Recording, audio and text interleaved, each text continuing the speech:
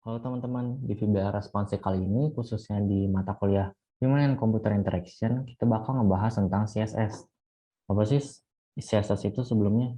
CSS itu adalah bahasa atau kepanjangannya Cascading Style Sheets, dan biasanya digunakan untuk mengatur tampilan elemen yang tertulis dalam bahasa markup, seperti HTML. Kita lanjut. Nah, di sini adalah sintaks dari CSS. Pertama adalah selector atau tag atribut yang mau kita pilih. Selanjutnya adalah property yang mau kita ubah, misalkan kita mau ubah warnanya, atau font size-nya, atau jenis fontnya, itu tuh bisa kita pilih dari property. Terus value-nya, value ini isi dari property. Karena di sini color, berarti kita tinggal pilih nih value-nya, kita isi dengan warna yang mau kita pilih. Misalkan kita mau warna biru, kita tulis nih blue.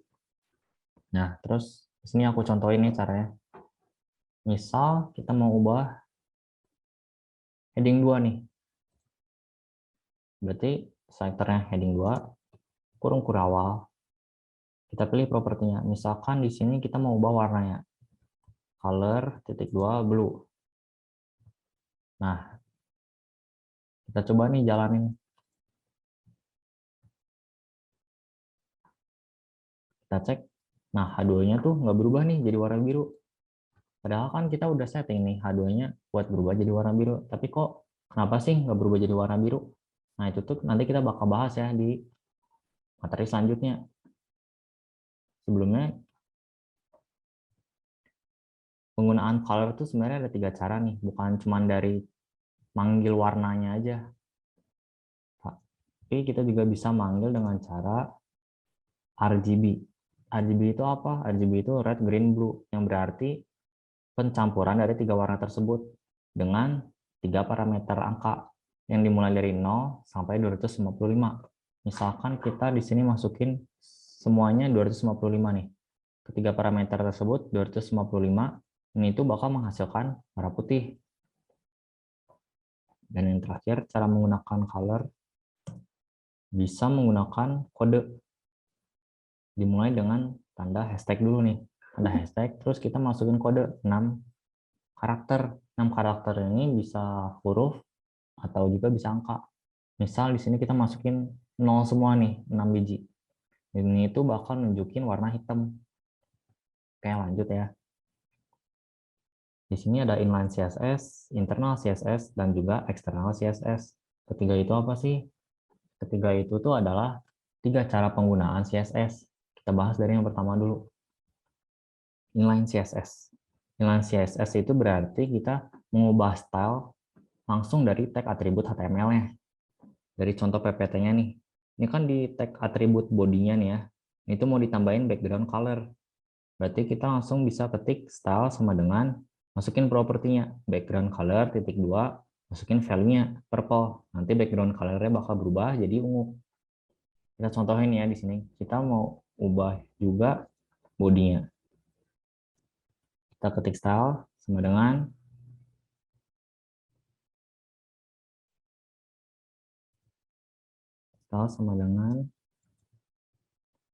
background color. Titik 2 kita ubah jadi warna ungu juga nih. Nah, kita coba refresh. Nah, dia bakal berubah kan semuanya jadi warna ungu. Kenapa? Karena itu body. Body itu berarti mengcover semua halamannya. Oke, next. Di sini ada yang namanya internal CSS. Internal CSS itu apa? Bisa dilihat nih dari PPT-nya juga.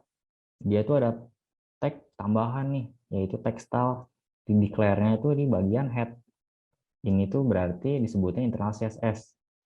Internal CSS tuh berarti jadi dia membuat tag baru, yaitu textile di bagian head. Kita contohin. Nah, bagian style ini kita langsung pilih aja nih. Misalkan kita mau ubah heading 1. Berarti kita tulis lagi sesuai dengan sintaks CSS yang tadi ada di atas. Berarti H1 sebagai selector, kurung kurawal, kita pilih propertinya. Misalkan jangan warna nih ya, kita ubah yang lain. Kita mau ubah ukuran tulisannya nih. Berarti kita bisa manggil properti yang namanya font size. font size, titik 2. Tinggal masukin ukurannya. Ukurannya itu ada banyak nih macamnya. Misalkan ada pixel, ada berdasarkan persen, ada em, dan juga masih banyak lagi. Cuman di sini kita bakal nyontohin pixel ya. Nah, udah gini kita jalanin aja. Kita refresh. Tuh, H1-nya langsung berubah nih. Ukurannya jadi 50 pixel. Mau caranya inline CSS, atau internal ataupun eksternal yang nanti kita akan bahas, itu tuh sebenarnya sama aja. Nah, yang terakhir adalah eksternal CSS. Dari namanya aja eksternal, berarti kan di luar nih ya, keluar, bagian luar. Nah, itu tuh berarti juga udah jelas. Berarti ada dua file yang terpisah. Yang pertama ada file HTML dan juga ada file CSS. File CSS ini tuh file yang ada di luar, nggak terhubung sama file HTML ini. Buat cara hubunginnya gimana nih, biar bisa jalan? Kita bisa masukin atau buat tag yang namanya link di bagian head lagi.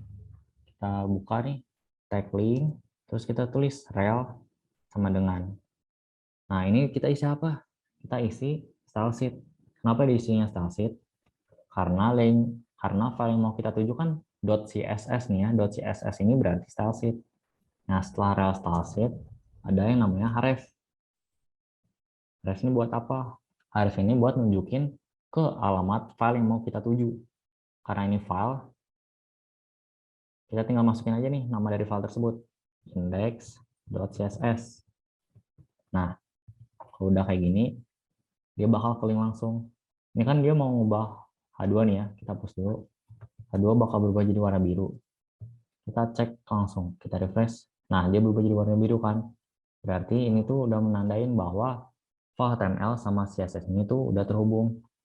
Nah, ya buat tambahan, kalau kita mau ngelink HTML dan CSS ini, pastiin dulu ya teman-teman kalau kedua file ini itu berada di dalam satu folder yang sama. Kalau misalkan dia beda folder, dia itu nggak akan bisa. Makanya harus satu folder ya teman-teman. Oke, lanjut.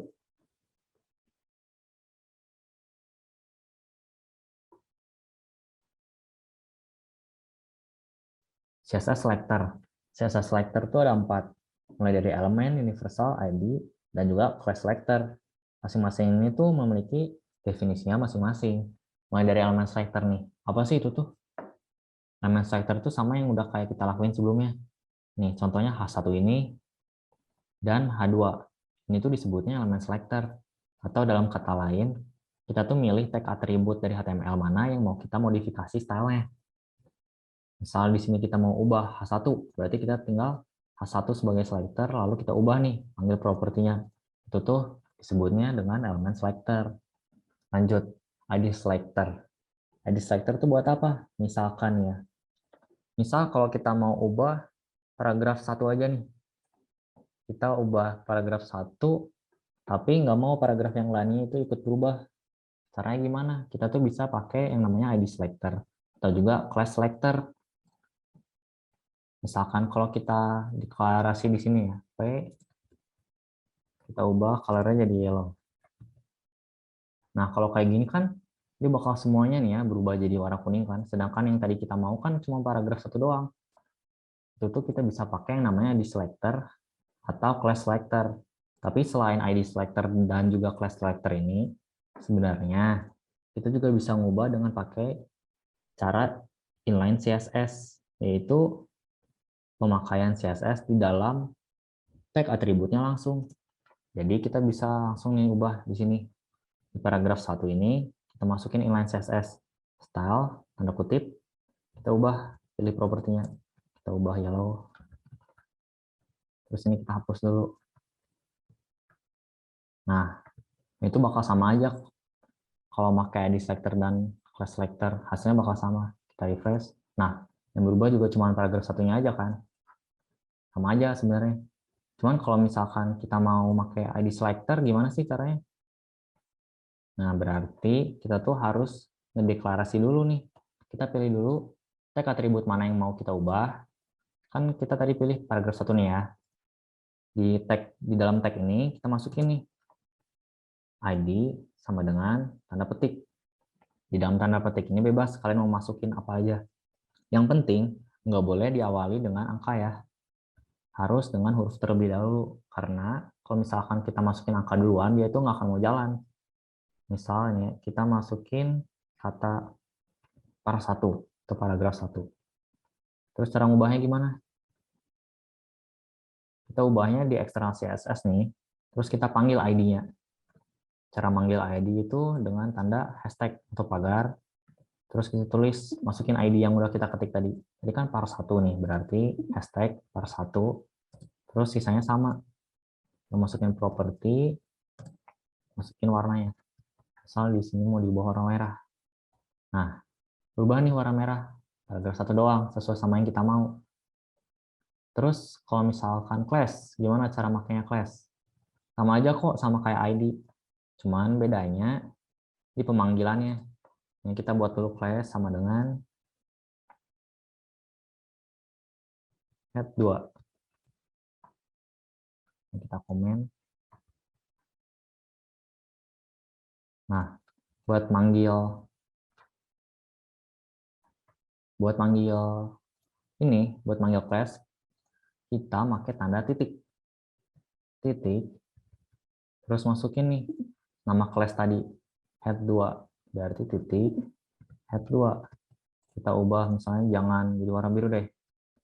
Kita ubah jadi warna green. Hijau. Kita lihat. Nah.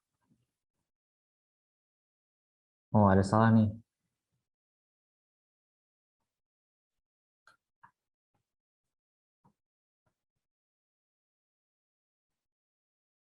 Salah di mana? Salah kurang 2, head 2.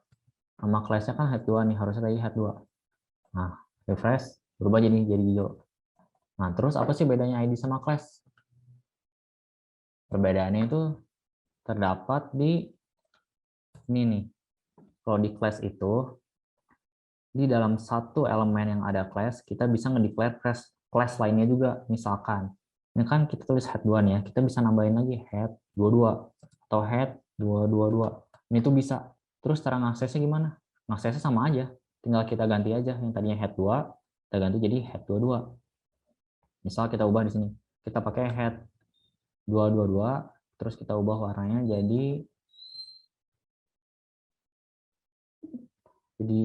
biru misal.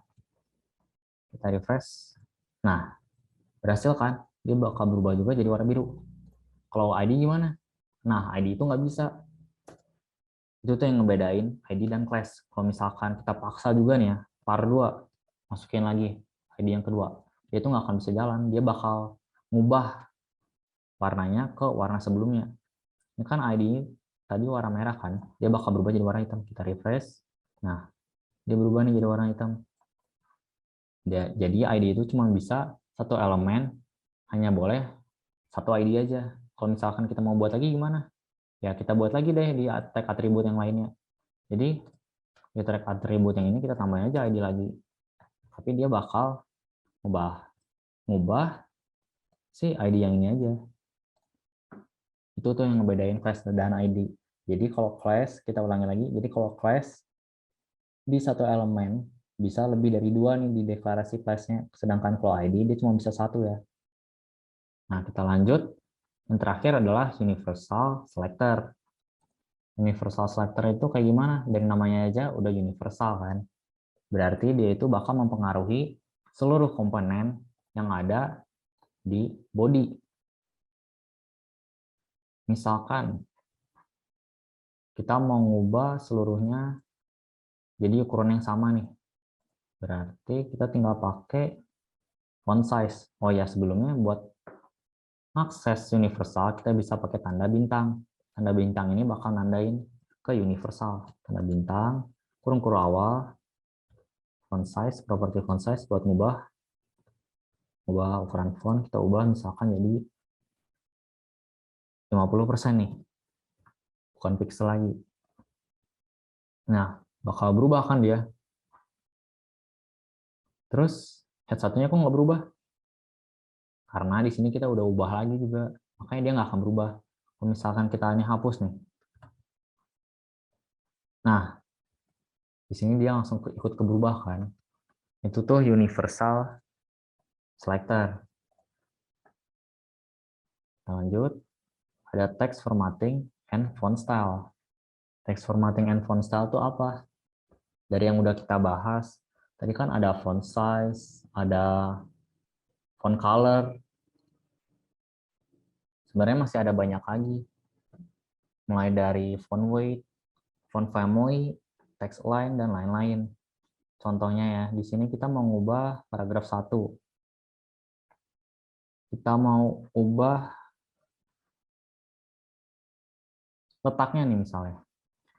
Itu kita bisa manggil properti yang namanya text align. Nah, text align ini sendiri terdiri dari center, right, left, dan juga justify. Misal mau contohin, kurang kelihatan ya. Misal kita mau contohin left, dia bakal jadinya rata kiri. Ini udah rata kiri. Coba kalau misalkan kita rata kanan nih.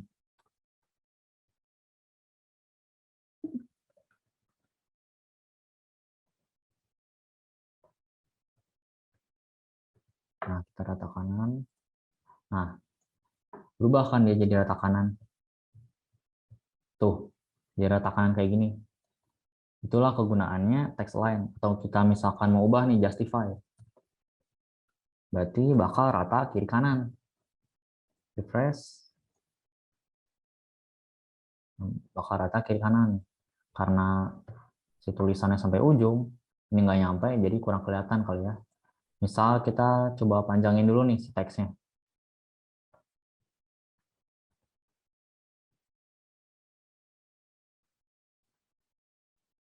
Kita misalkan tambahin teksnya asal. Teks asal kita tambahin dengan cara lorem 50. Lorem 50 itu berarti dia bakal nge-generate 50 kata. Buat teman-teman yang mungkin males ketik asal atau apalah, kan bisa pakai cara itu. Misal lorem mau 100 kata, berarti lorem 100, enter, dia bakal nge-generate 100 kata. Kayak gitu tuh. Kita refresh dulu. Nah, ini baru kelihatan kan. Rata kiri kanan nih dia. Ini rata. Oh, ini masih belum. Kurang panjang berarti. Kita coba panjangin lagi.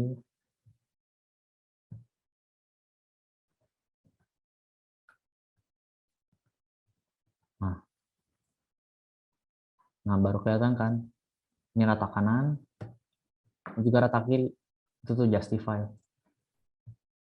Sebenarnya teman-teman ini juga kita bisa enter sendiri sih. Kita nggak usah nunggu dia sampai ujung, sampai ujung halamannya baru ke enter. Sebenarnya enggak, kita bisa pakai tag yang lain, yaitu tag BR.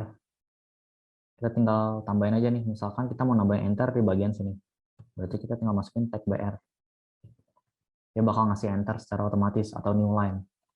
Nah tuh, dia bakal enter sendiri kan. Cuman jadinya nggak rata kiri kanan karena nggak sampai ujung, karena yang ininya juga sampai ujung sini, jadi nggak akan kelihatan. Oke, segitu dulu. Kita langsung pindah lagi ke properti yang lainnya. Misal kita mau ngebuat si paragraf ini menjorok ke dalam nih. Jadi kayak paragraf gitu. Gimana caranya? Kita bisa manggil properti yang namanya text indent. Text indent, kita tinggal masukin aja ukurannya, misal mau 20 pixel atau persen juga bisa.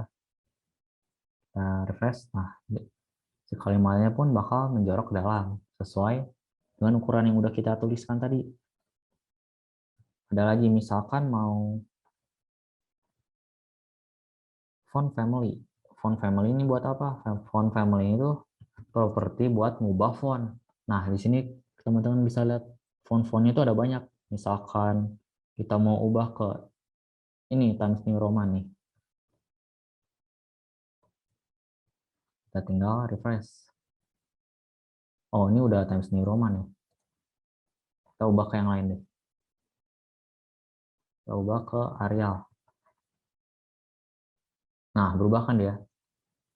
Arial. Itu tuh cara ngubahnya tuh pakai font family. Selain text formatting and font style, ada juga yang namanya background. Nah, background tuh kayak yang gimana sih? Background tuh udah sempat kita lakuin nih sebelumnya. Background color. Dia kan ngubah nih bodinya jadi warna ungu kan. Itu tuh termasuk background. Bukan cuma background color aja kok. Sebenarnya masih ada yang lainnya. Salah satu contohnya itu background image. Background image ini buat apa? Dari namanya aja udah jelas ya. Gambar. Berarti kita mau masukin gambar. Misalkan kita mau masukin gambar di paragraf 1. Berarti kita manggil propertinya background dash image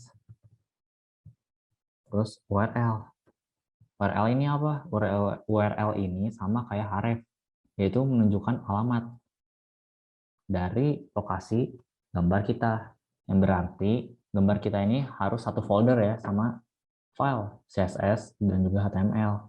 Kalau satu folder berarti sama kayak tadi, dia nggak akan bisa masuk. Di sini tadi aku udah siapin gambarnya dan aku udah namain a1.jpg. Udah aku satuin juga foldernya. Jadi tinggal kita refresh nih. Oh ya, sebelumnya bukan cuma dari folder aja kok. Kita bisa juga ambil dari link website. Misalkan ya, kita contohin dulu deh. Kita A1 refresh. Nah, itu masuk nih kan gambarnya. Tapi kok kayak gini gambarnya jadinya? Ini karena si ukuran gambar kita tuh terlalu besar, sedangkan kita mau masukinnya ke paragraf 1, ke P1 ini nih. P1 kan ukurannya cuma segini nih, sesuai dengan tulisan kita. Ukurannya cuma segini, maka gambarnya juga cuma masuk segini. Terus gimana kalau misalkan kita mau cover semuanya? Kita bisa masukin ke body. Kita masukin ke body nih, kita pindahin. Nah, refresh. Jadinya kayak gini. Tapi kok kayak gini? Padahal gambarnya bukan kayak gini. Ini tuh bisa kita atur nih, si ukuran gambarnya. Caranya gimana? Kita panggil properti yang namanya background size. Buat atur ukuran dari gambarnya. Background size, terus kita pilih nih. Sebenarnya bisa 100% atau berapa persen. Itu terserah kalian ukurannya. Cuman karena kita mau nge-cover body ini secara keseluruhan, biar nge-fit gambarnya. Kita bisa pakai yang namanya cover. Nah, kalau kayak gini dia bakal nge-cover nih, bakal full screen jadinya. Nah, kelihatan kan? Tuh, yang full screen kayak gini. Cuman kok tulisannya terlalu kecil? Ya, tulisannya emang terlalu kecil karena kita emang settingnya terlalu kecil dan juga terlalu panjang sampai ujung. Kita lanjut. Kan tadi aku bilang bukan cuman bisa dari file juga kan, bisa dari link website juga. Kita contohin nih. Misal kita mau cari gambar mobil. Nah, misal kita mau ambil mobil ini nih. Berarti kita klik kanan di mobilnya, kita copy link address-nya. Kita copy image address-nya. Kita copy image address-nya, tinggal kita paste aja di sini. Kita paste. Terus kita refresh deh. Nah, dia bakal masukin semua mobilnya. Kayak gitu, sama aja. Mau dari file, mau dari link website, bisa kok dua-duanya. Misal kita di sini ubah lagi ya ukurannya jadi 100% sama 100% deh.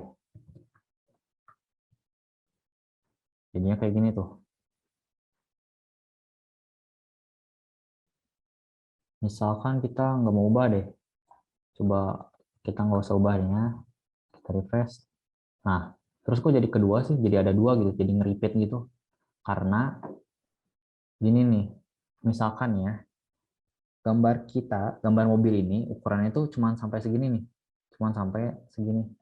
Sedangkan halaman kita sampai bawah lebih lebar dari si gambar kita. Makanya gambar kita tuh jadi ngedouble. Jadi dia tuh kayak ngekopas biar penuh si halamannya, biar nggak kosong. Cara ngatasinnya gimana?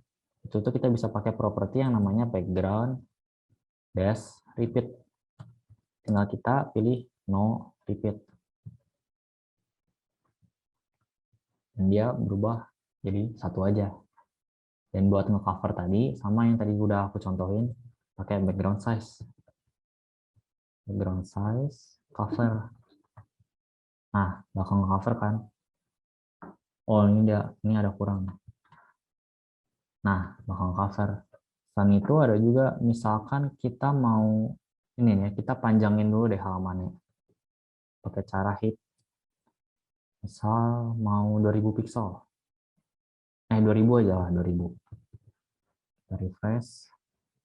Nah, dia bakal bisa jadi di scroll karena halamannya udah kita setting tingginya jadi 2000. Tapi kok gambarnya kayak gini? Gambarnya tuh kayak gini karena ya tadi gambar kita itu terlalu besar. Kita sebenarnya bisa ngatur nih biar berubah. Caranya pakai background fix. Pakai background attachment. Background attachment terus kita pilih yang fix. Kita refresh. Nah, dia balik nih jadi semula. Cover seluruhnya, terus pas kita scroll, gambarnya tetap di tempat. Dia nggak akan kemana-mana. Yang berubah itu, yang berpindah itu cuma tulisannya doang. Sedangkan kalau misalkan tadi kita nggak pakai background attachment ini, yang fix, tuh, yang ke scroll itu gambarnya, gambar sama tulisannya. Sedangkan kalau tadi kan cuman sih tulisannya doang. Nah itu tuh kegunaannya background attachment fix. Selain itu juga, misal kita nih hapus dulu ya. Hapus. Ini juga tentu dong kita bisa pindah-pindah gambarnya. Gimana caranya? Bisa pakai properti namanya background position. Bisa kita atur nih. Bisa center-center, center doang, center top, center left, center bottom. Bisa kok kalian bisa coba-coba deh. Misal center bottom. Tuh, dia berubah nih ke tengah-tengah bagian bawah. Contohin lagi, misal top right. Refresh tuh, bakal pindah nih ke top right atau ke ujung kanan atas. Itu kegunaannya background position. Nah, dari berbagai properti yang udah tadi kita bahas bareng-bareng, sebenarnya bukan cuma itu aja kok, sebenarnya masih ada banyak lagi. Cuman karena saking banyaknya, nggak mungkin dong ya, kita kan ngebahas satu persatu. Jadi kita cuma pilih beberapa aja yang bakal dibahas. Selanjutnya, kalian sebenarnya bisa mengakses atau mengeksplor sendiri ada apa aja sih properti-properti di CSS. Salah satu website yang menyediakan atau mereferensikan CSS properti ada di sini nih, ada di Wisco. Bisa kalian kopas, terus kalian cari aja. Nah, di sini tuh ada banyak tuh. Ada CSS background yang tadi udah kita bahas beberapa, ada image, ada teks, ada font juga yang udah kita bahas juga, ada link, ada width, ada position, ada segala macam sampai bawah, saking banyaknya. Nah, kalian bisa explore dari sini, pelajari dari sini. Sekian teman-teman VBL Responsive Human and Computer Interaction kali ini. Mohon maaf teman-teman apabila terdapat kesalahan dalam berkata-kata atau dalam penyampaian. Terima kasih.